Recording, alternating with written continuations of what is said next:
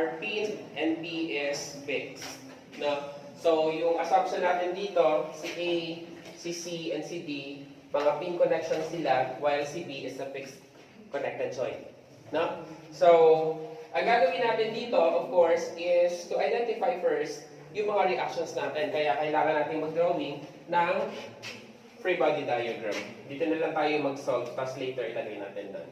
So, start tayo with the FBD1. Considering the member AB.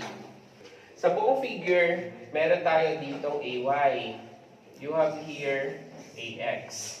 Dito, you have DY and you have DX. Siyempre, hindi natin nakikita yung reaction natin dyan kasi yan ay internal hinge.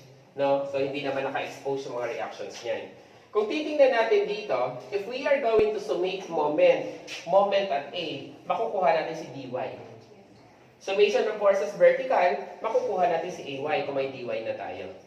No? So, mapapawasan na yung natin. So, unahin muna natin yun. We summate moment at A is equal to 0. So, we have, meron? Kailangan natin ng resultant. Resultant nito ilan? 3 times 12 is 36 kilonewton. And the distance, kalahati ng 12. So, 6 meters sa kabila, 6 meters din sa kabila. Okay? So, pag sa A tayo, si 36 will rotate clockwise. So, that's positive. 36, distance is 6. How about 15? Iikot din ng clockwise. The distance is 4. What else? Si DY, the distance is 8. Meron pa ba? So, plus, clockwise yan, plus 60 is equal to 0. So, this is 42 kilonewton. Positive? Positive. Ibig sabihin, tama yung assumption natin that dy is directed upward. Now, summation of forces vertical is equal to 0. What are the vertical forces? Ano yung mga vertical forces? Si AY. What else? Si 15. 42. Meron pa ba? Wala na. So, ilan si AY? 27 kilonewton. And this is directed downward. Kasi ito ay negative. No? So, si AY is downward. Ayan. So, anong gagawin natin dito? Nakaturo kasi ako dun upward. Okay lang, i-negative ko na lang siya dito para alam natin na downward siya. This is 20, negative 27. And this is 42. Okay? So, pag mag-free body diagram tayo, tingnan nyo. Fixed point si B. Ilan yung natin doon? 3. Plus 1, ilan yung natin sa AB? 4. Ilan na yung available equation natin? 3. So, ang system na to is indeterminate to the first degree. Hindi tayo pwedeng magsimula sa kanya. Okay? Pag dito naman tayo, natin? 2 reaction sa C. 3 reaction sa B. 5 yung natin. This is second degree indeterminate. Wala tayong masasolve dyan. Pero pag nandito tayo sa CD, natin dito 2 plus dx, 3. 3 equation, masosolve natin lahat. So mag-uumpisa tayo sa kanya. Okay? So, let's start with the member CD. So for the member CD, ito yon, dx, inassume natin na pakaliwa. Nasolve na natin si dy, that's 42 upward. What else? 60. Clockwise, 60 kilonewton meter. Sino pa? Dito, i-assume natin na pakanan. Sino to? Cx. Since pataas to, assume natin na pababa si Cy. Now, tingnan natin. summation of forces vertical is equal to 0. What are the vertical forces? Cy downward, 42 upward, that is equal to 0. So Cy is equal to 42 kilonewton. Tama ang assumption that this is directed downward. Magmo-moment tayo. Pag nag-moment tayo dito, sa point D, makukuha natin si Cx bago tayo mag-summate ng forces horizontal. Summation of moment at D is equal to 0, taking the clockwise direction as positive. So, sino mag-create ng moment? Si Cx to the right. The distance is 12 meters. What else? Si 60, iikot ng clockwise. Sino pa? Wala na. That is equal to 0. Ibig sabihin, si Cx is 5. And this is negative. No? So, negative siya. So, that is 5 kilonewton. Cx is not directed to the right. This is directed to the left. So, ibig sabihin, si Cx pakaliwa, hindi siya pakanan. Okay? Now, summation of forces horizontal is equal to 0. What are the horizontal forces? Inassume natin na si dx ay pakaliwa.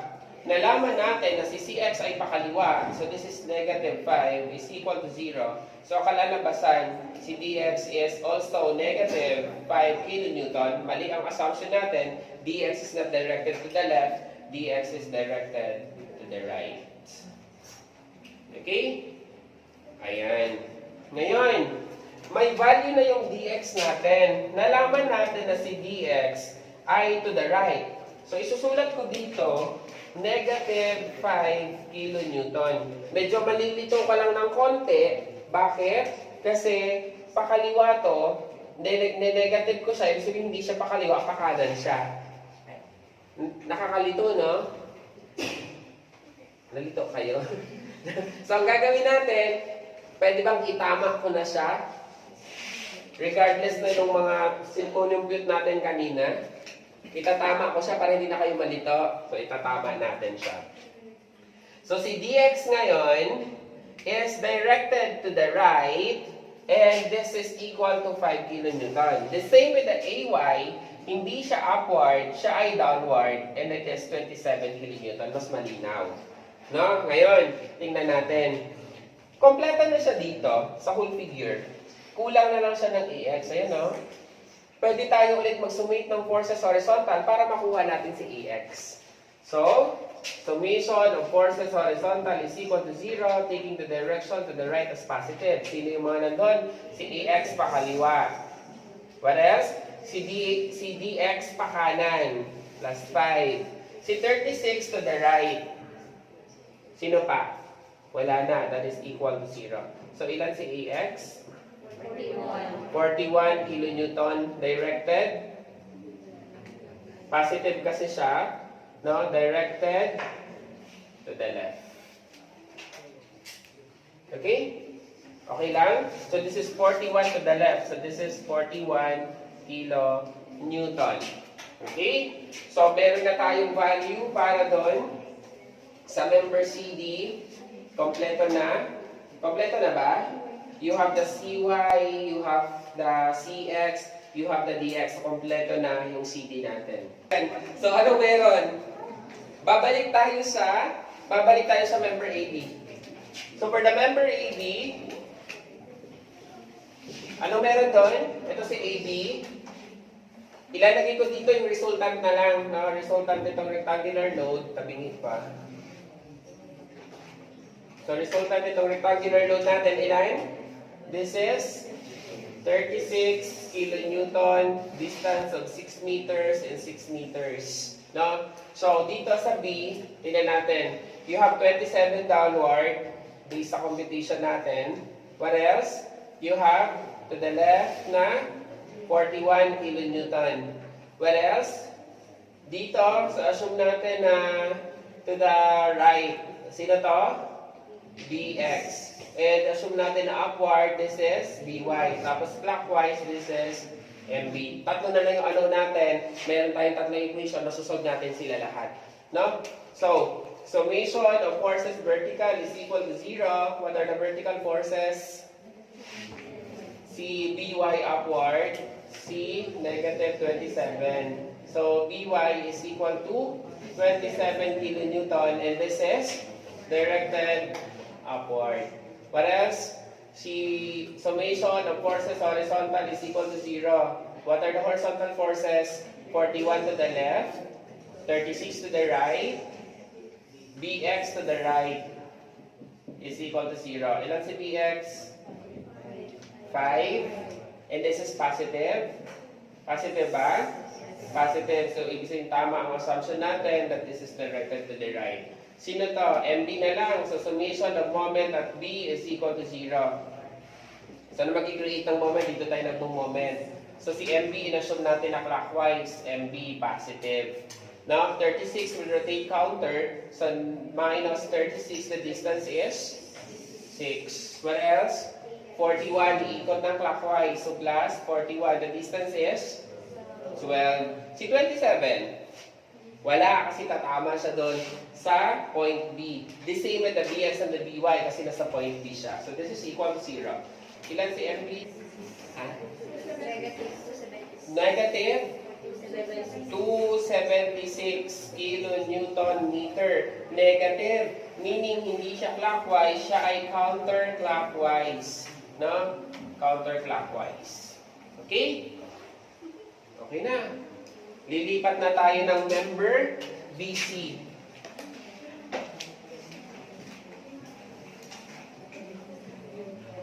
Ayan, member BC tayo. Na-transfer na lang natin to. Kompleto na siya. Actually, nasolve na natin siya lahat. Nasolve na natin siya lahat, pero kailangan natin siyang ipasa. Dito muna tayo sa member B. Sa point B.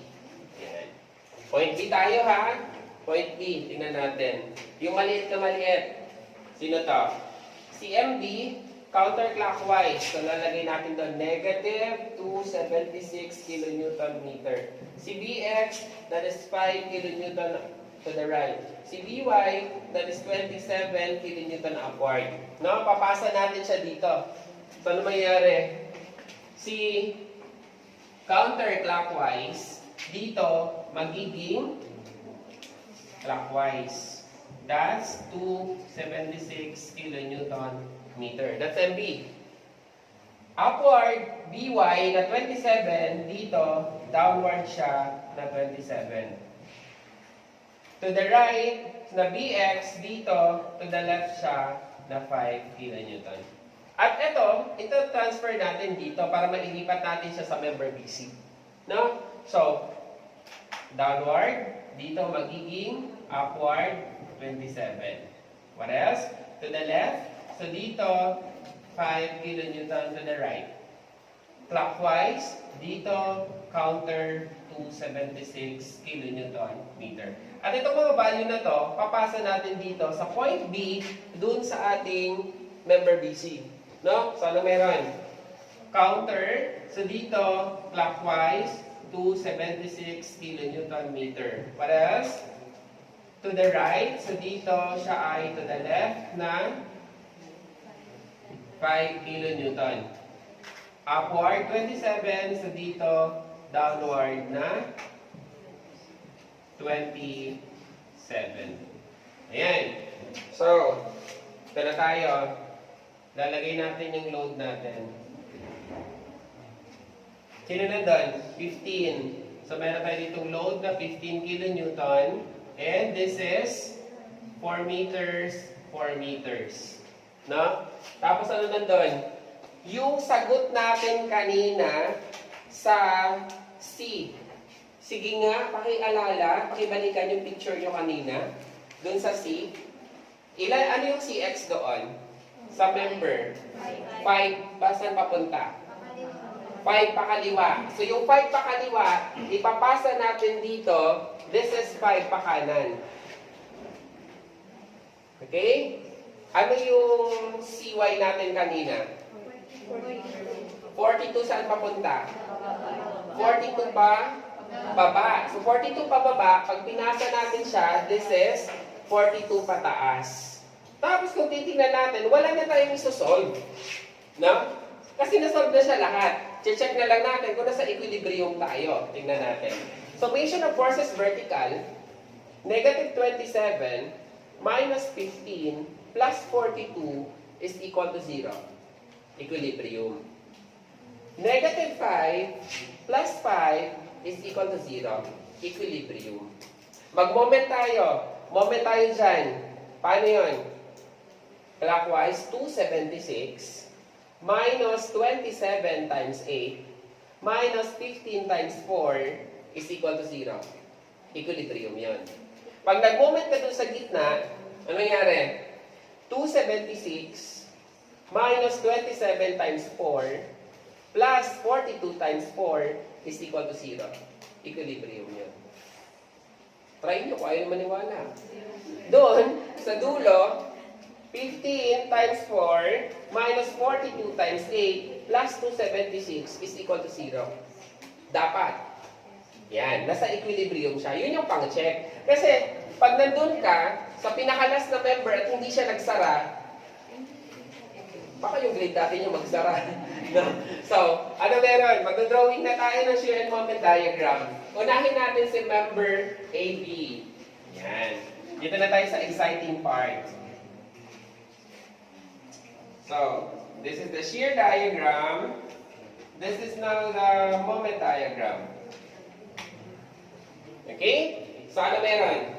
41. 41 to the left. Ibig sabihin, there is a positive shear. Pakaliwa tayo. No? Yung pakaliwa natin, yun yung positive. Dito sa diagram na to. Naka-stapler lang yung puso namin. No? So, ano meron? 41 to the left. So, pupunta ko sa kaliwa, 41. Actually, that is positive 41. Okay? Ngayon, ano meron? Ano to? 36. Si 36 ay ano? Ha? 36 ay pa kanan, negative to. This is a negative shear. No? Kasi pa kanan siya. Si 36 actually, resultant na to nung force na to. So, 41 minus 36, ilan na lang? 5. So, dito, magiging 5 na lang siya. Okay? Degree 0. This is degree 1. Tcharan! So, ito na ngayon yung ating shear diagram. Okay? Imagine nyo lang na nakulayan na lahat. Mauubos yung ink natin eh. So, hindi pa tayo sarado. Bakit? Babalikan natin member AB. Ayan o. BX. 5 to the right. Yung 5 to the right, siya yung magsasara ng diagram natin. Sarado na. Magtaka ka kung 5 to the left yun, aakyat yun dito. Hindi magsasara. No? So, ayun na. May shear diagram na tayo. Moment diagram tayo. For the moment diagram, anong ginagawa natin? At the support, since this is hinge, so 0 yung moment natin dito. We just compute the area of our shear diagram. That would be the magnitude of your moment. No? Since positive to, so positive moment yung ina-expect natin dyan. Compute natin yung area nito ng trapezoid. Sige nga, area ng trapezoid, 41 plus 5 divided by 2 times the distance, 12. So, ilan to? 276. So, ibig sabihin, this is 276 kilonewton meter. Ngayon, this is decreasing or increasing? Sige nga, decreasing or increasing? Oo, ano? Ha? Decreasing ba o increasing? May increasing pa rin ako naririnig. Decreasing kasi nga from 41, naging 5 na lang siya. No? We are talking of the magnitude from point A to point B. No? So lumiliit. So decreasing. So decreasing, we apply the dy. Since decreasing, we bend the y-axis. No? And in this case, if this is your origin to, ito yung y-axis, ito yung x-axis natin. Since y yung i-bend natin, this would be your curvature. And this is a second degree curve. Na-imagine nyo? Kung hindi nyo na-imagine, ibangon nyo yan, gawin nyo siyang para shear and moment ng beam, yun na rin yun. Yan o. Kung hindi nyo maibangon, itumban yung ulo nyo. Pero pwede ibangon yung board. Di ba? So, ayan o. Positive area, so bend the y-axis. Ito kasi y-axis natin, ito yung x-axis natin. Okay? So, kukulayan ko na. This is now your moment diagram. Okay? Hindi pa tayo sarado. Tingnan natin dito. Ano meron? The moment is counterclockwise to 76. So, counterclockwise, ibig sabihin, to the right yung negative kasi natin. So, pupunta tayo sa kanan. Yan. Magsasara na yung ating moment diagram. We're done with AB. AB pa lang. Tatlong member yan. Rectangular frame to eh. So, ilipat tayo sa member BC. Burahin ko na to para makadrawing tayo sa taas. Saya-saya, no? Worth it yung holiday.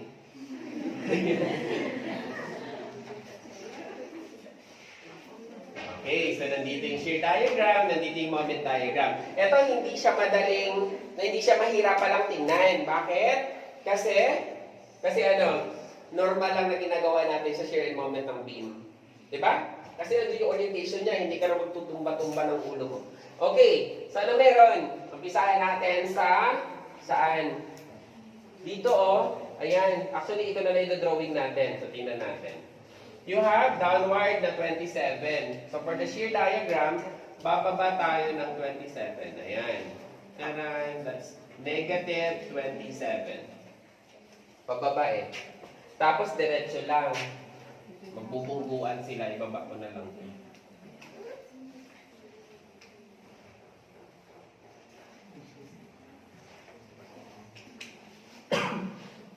Diretso lang. Pagdating natin ng gitna, ibababa siya ni 15. 27 minus 15, ilan? 42. Uy. 42, di ba? Ayan. Tapos diretso lang, negative 42. And then, iaakit tayo ni 42. Ayan, magsasara na siya. Ito na ngayon yung ating shear diagram. Ayan. Tapos, umpisahan natin, baba ko to kasi magbubungguan sila. Ayan, kailang baba na tayo. Moment diagram. Ano meron? Clockwise 276. Ibig sabihin sa point B, aakyat tayo ng 276. Ayan. Tapos, negative area to, compute natin yung area nito. Ilan yung area nito? 27 times 4. Ilan to? Ha? Ano? 108. 276 minus 108.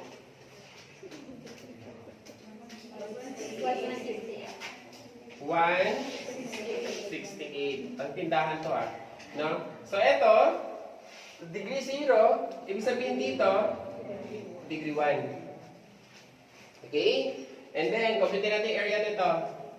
It's 42 times 4. Of course, negative area to kasi nasa baba. Ilan to? 168. So, 168 minus 168 is 0. Degree 0, this is degree 1. And this is now your moment diagram. Okay. Hindi pa tayo tapos. May kanan pa tayo. Last one. So, magbubura na ako dito para makadrawing ako ng diagram sa kanan. Tapos, babalikan natin yung FBD natin for the member BC. Yung kanina ay CD pala. Member CD. So, tingnan natin. Papunta na tayong kanan. Ayan. So, lagay ko na lang siya dito. So, ito naman siya. Pag ayusin ko lang to kasi magulo. This is, ilan to? dx is equal to 5 kilonewton to the right. Ayan. So, sino to? Ito naman yung ating shear diagram. Nandito naman yung ating moment diagram. Kasi ito naman yung sign convention natin. Yung pakana natin dito, positive. Baliktad siya doon. Yung pakaliwa natin doon, positive. Dito pa kanan natin positive. Kasi kapag idinango natin to, yung pataas yung positive. So pag itinumba natin, pakanan yung positive. Okay? Imagine niyo yung ibinango at itinumba. Ha? So ano to? Pure diagram. Umpisa tayo dito sa point C. Point C. Ano nga yung nandun kanina sa point C? Sa computation natin?